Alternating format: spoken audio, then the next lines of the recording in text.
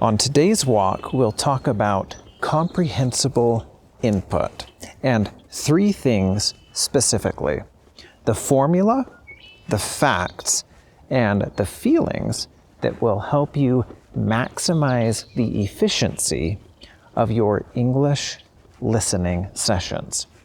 So the goal is, by the end of this video, using the new things that you've learned, you'll be able to learn quicker and make the most out of your English listening. Number one is the formula. The comprehensible input formula is I plus 1. The I represents your proficiency level in the language.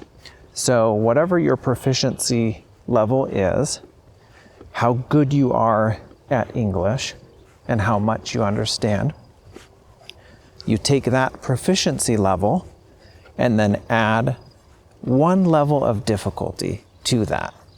And that should be the level of input that you should be listening to. For example, right now, you're listening to me talk. Ideally, you should be in the zone of comprehensible input, which is that I plus 1. So you should be understanding about 90% of what I'm saying. That would be the I plus 1, so just a little bit more difficult. And the science and the research behind this shows that this is the optimal zone for you to learn. And as others have talked about, I believe it was Piaget, I can't remember because I didn't plan this part, but it just came to my mind. I remember the zone of proximal development, which I think is along the same lines as this comprehensible input. And can you see these bugs flying around my head? There are swarms of bugs on this trail, but I don't care because it's so pretty out here. I will walk through these bugs for you, okay? I'll do it for you. So I know this is potentially a little bit boring because we're kind of talking about a math formula or something that is, A plus B, something like that. I'm not the biggest fan of math classes, I guess, when I was going to school. But it's important. This is a simple formula of the I plus 1. So now that we're out of those bugs and I can focus, we'll keep talking about that formula. So as I was saying, if you can understand about 90% of what I'm saying, then you're at a good point, meaning this material is just at the level for you. So this is a situation where I might say 9 words and you don't understand one of them, a specific vocabulary word or a specific term that you have to look up. But that brings us to number 2, which is the facts. And the facts are that you don't need to know every single word as you're listening. So part of that comprehensible input theory is that you don't need to know every word. You just need to know enough so that you understand the majority of what's going on. You understand the subject or the context and the general meaning of what you're listening to. But then, occasionally, like about 10% of the time, there should be something that comes up that you don't understand. An expression, vocabulary word or certain tones or phrasing or sentence structure that you haven't heard before. And if that's the case, then this is the zone for you to stay in. So another fact about the comprehensible input is that because you don't need to know all of the words that you're hearing, you can use your other senses and skills and observations to understand the meaning of what you're listening to. So this would be using all of the context of what you're listening to, which is why initially I encourage you to not only listen, but also to look at whatever you're listening to. Because if you can see visual cues like me pointing at this lake here, then you know we're talking about the lake, the beautiful clouds in the sky, all of these green grasses here, and you can see out here on the lake, here in a minute you'll see some kind of dead trees sticking out of the lake, and there's a bird way out there, it looks like a hawk, that is sitting on top of all of those dead branches. I'll show you, look. Let me see if I can show you. He's way out there. Oh yeah, can't really tell, but he's out here somewhere. Somewhere up there on the top of that. It's too far away, but anyway, I can see him from here.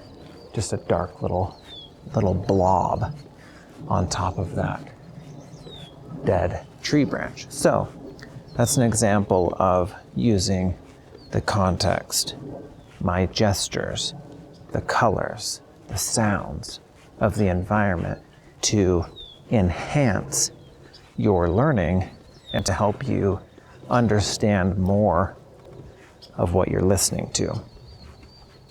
Sometimes people think they need to understand 100% of what they're listening to.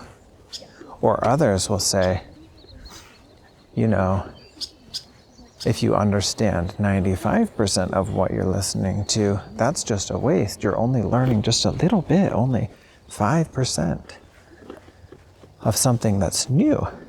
But that is the sweet spot for learning.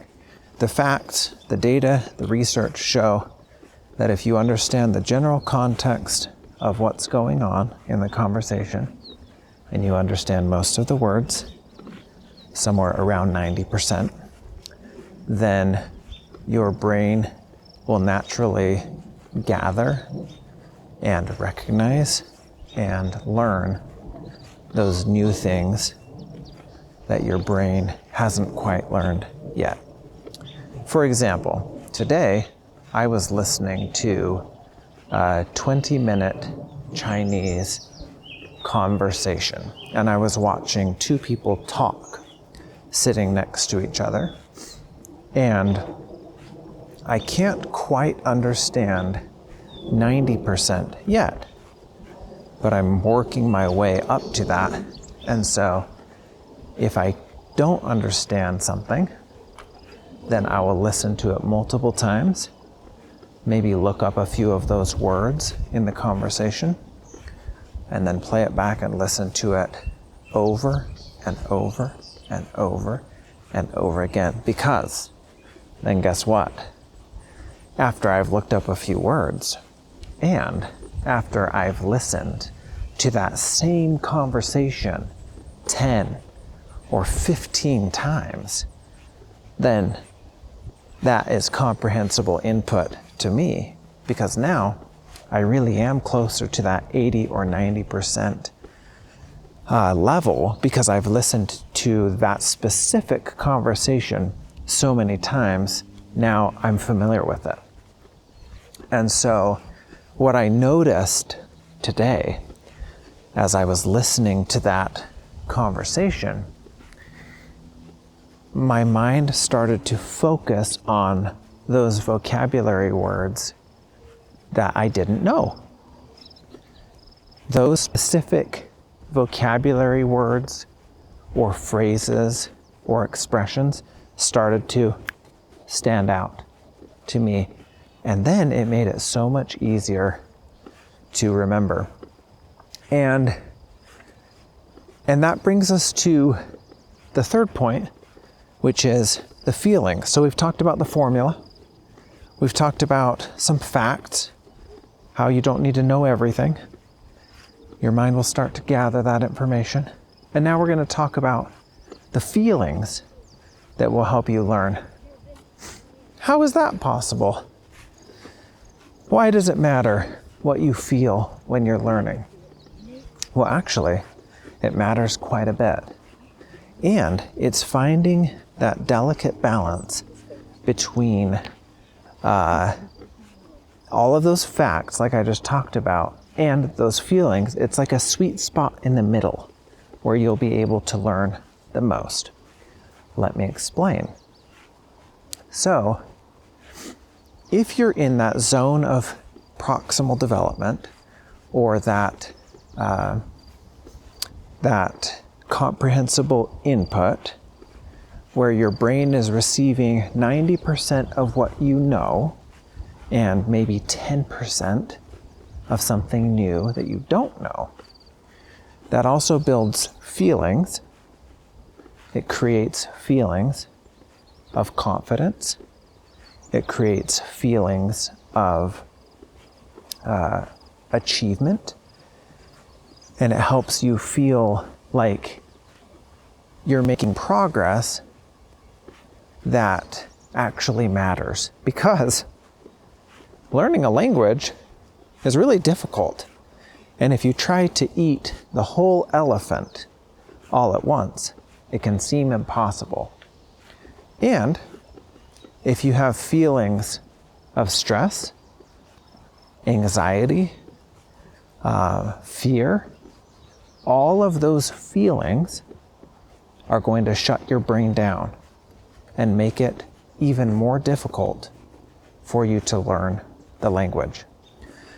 That's why I'm talking about feelings today, because learning a language can be a very vulnerable process where you're already an adult and you're talking about very basic things.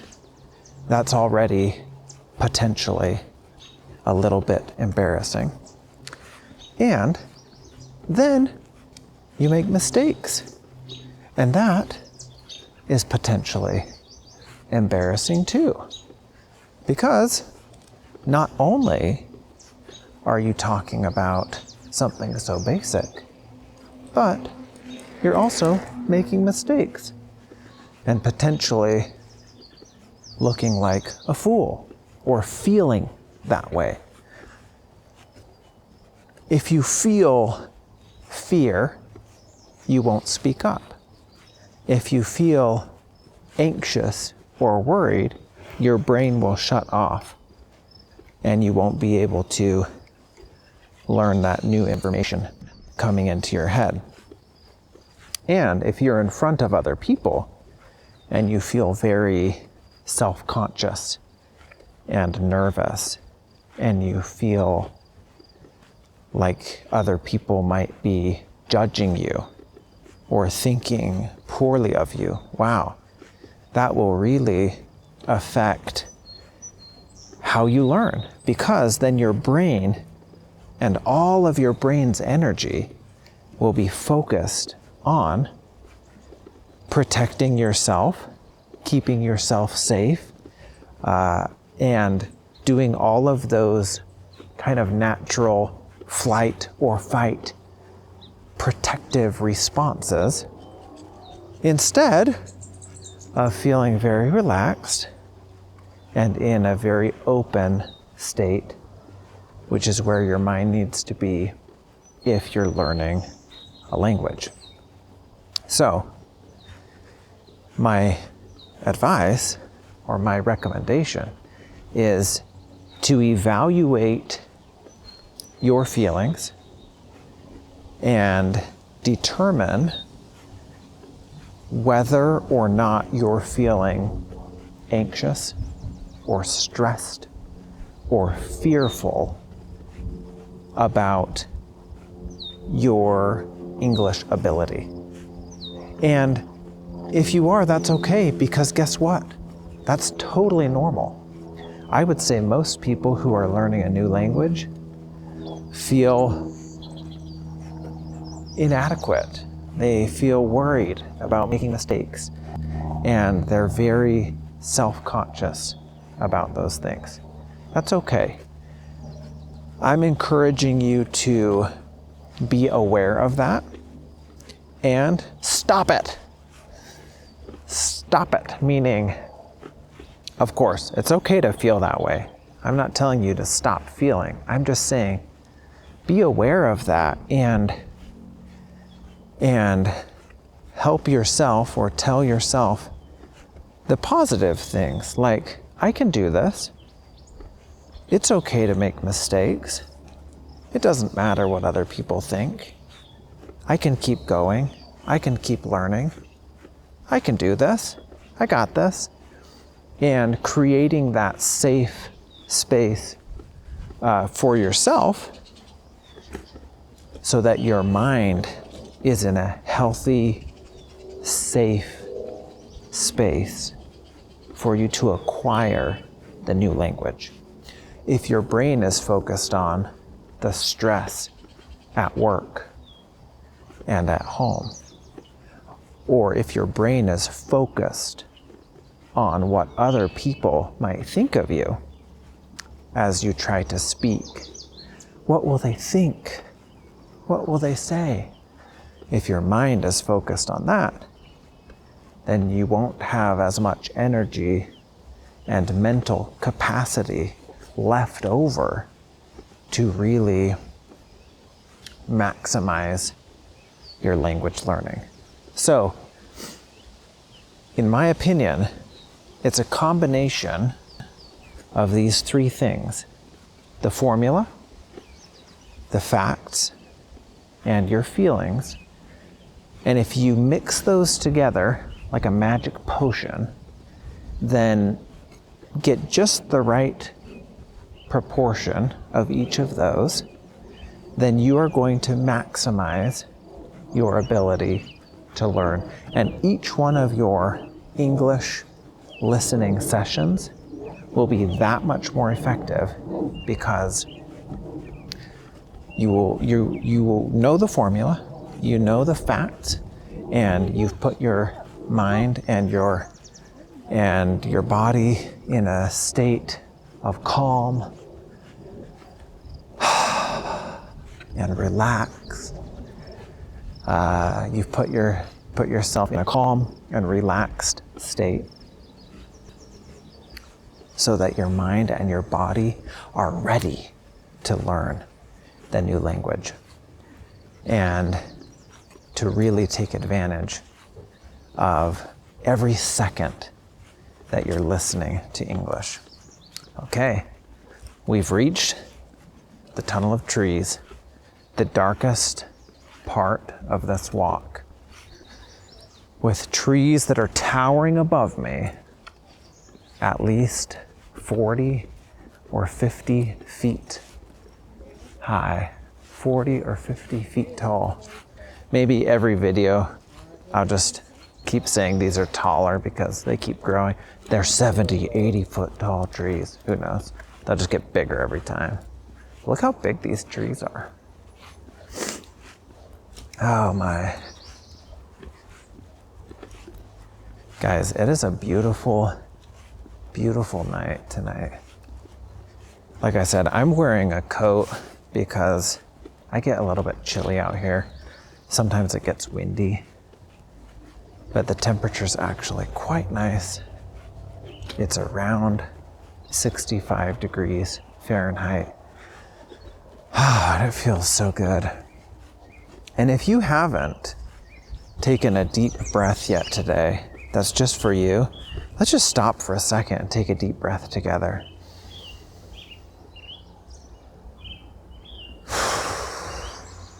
Let it all out.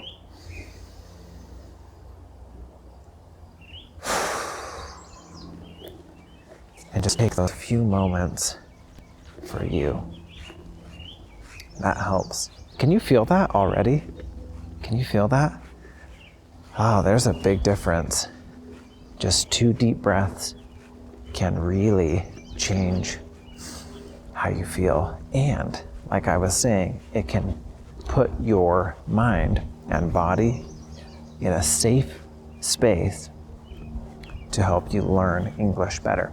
I think talking about the feelings, the emotions, the state of your mind and your body, maybe it's not as popular to talk about those things as they relate to language learning.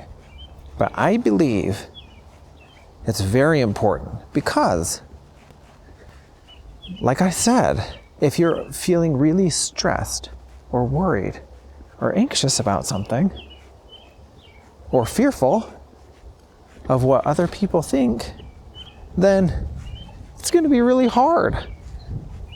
Excuse me. See? It's going to be really hard to learn something new or to focus on that, right? Yeah, it's horrible. It's like something terrible happened in your life and then you need to go take a test or something. How can you focus on that test when your mind is occupied elsewhere? So that's why this is my secret, okay? Guys, don't share this with anyone because this is my little secret. Let's keep it between us, okay? You got to get your mind and your body in a state that says yes to learning the language instead of a state that's fearful and worried, or you're telling yourself, I can't do this, it's too hard, I'll never get there. That's horrible. Throw that in the trash. We change the way we think. We change the way that we're feeling based on our deep breaths and what we're telling ourselves and putting our mind and our body in a really, really warm, fuzzy, welcoming, safe place so we can learn the language. Guys, is this getting too crazy for you? Is this too, you're like, he's crazy. That's crazy. Guys, I really believe this. I really believe this. So you tell yourself, I can do this. I can learn. One step at a time. One little bite at a time. And we can eat that whole elephant, right? If you want to eat an elephant, how do you eat an elephant? One bite at a time. And remember, the journey of 1,000 miles begins with the first step. And learning a language is like a big mountain. It's like a steep mountain you gotta climb, like Mount Everest or something crazy. It is an enormous obstacle, but you can do it. One bite at a time. Don't give up. And remember, if you watched my other video, we went out here on this trail. I gotta go out here again because it's so pretty. They just built this new marina here. And it's not quite done, but the construction is far enough along that people can walk out here now and even walk out on, I don't know what that's called, a big pile of rocks. It's like a pier, but it's just a natural pier made out of lots of rocks and sand and stuff. If there's a specific vocabulary word for that, please let me know because I don't know. But I just know this is a really beautiful place. And it's becoming more beautiful every day because they keep working on it. But I'm going to keep talking just so you can practice your English listening. And if I am really feeling adventurous, maybe I'll take you out there again, because I kind of want to walk out there again. It's so pretty. It's just for me, guys. I'm doing this for me. Because how could I not? Look, the sun just set. How beautiful. The sun just set. It's gorgeous out here. There's a spectacular view. There are only a few people, and so I have to take advantage of this good situation. But again,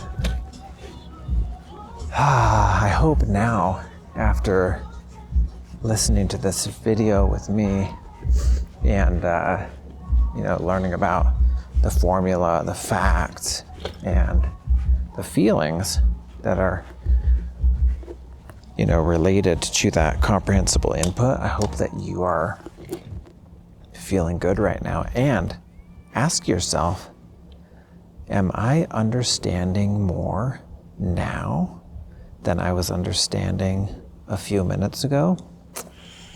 Could be those 2 deep breaths, you never know.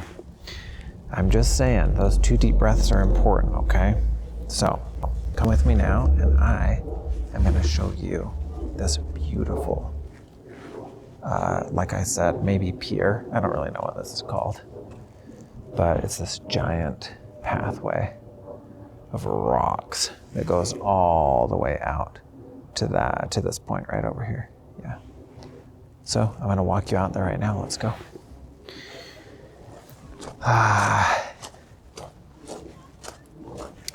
Learning a language is a process. It's a journey. And it takes consistency. There's only one secret to success. Everybody wants to know it.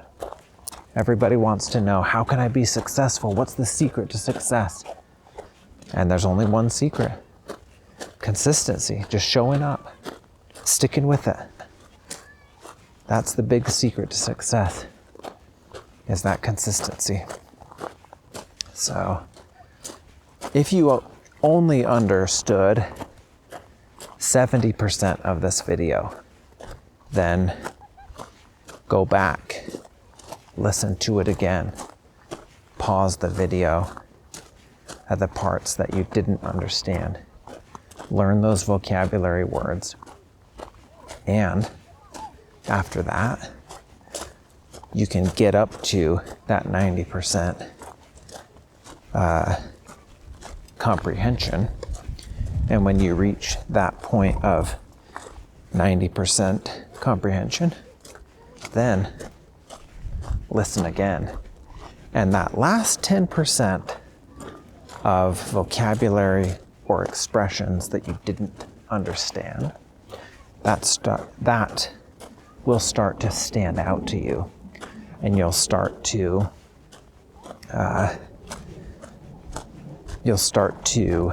remember those words quicker and recognize even faster, ooh, that's the word that I don't know.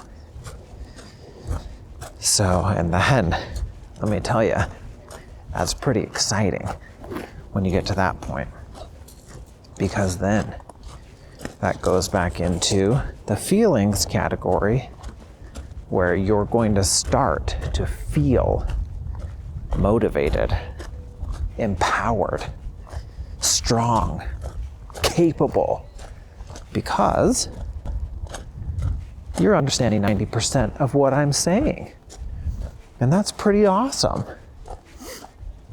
And that's why the feelings matter so much, because you want to create a zone, a space, a place for you where you feel good about what you're doing, and you understand how it works, and you can see the light at the end of the tunnel. You can see, if you keep going, where you're going to end up. And you can see that if you stick with it and you keep practicing and you keep showing up every day, even when other people are not looking, even when nobody cares, when you're tired, when you feel like giving up, if you keep showing up, you will learn English and you will get better every day. And then one day you'll realize, wow, I'm understanding 90% of what he's saying. That's pretty cool. And you start to listen to things that are even a little bit more difficult. And that's exciting. That's exciting. So remember, today we talked about comprehensible input, and specifically the three parts of that. Do you remember what they were? The three parts: the formula, the facts, and the feelings. And those are all really important. So I hope this was helpful to you. And I just want to say thank you for taking the time to walk with me, to listen, and specifically to take time for yourself to listen to English and to learn. And I know the progress is slow. It takes time. It can feel discouraging or overwhelming, but keep at it. Don't give up. Keep going, and you'll get there. And I'll see you back here next time on another one of these walks where we go for another little adventure, okay? See you then.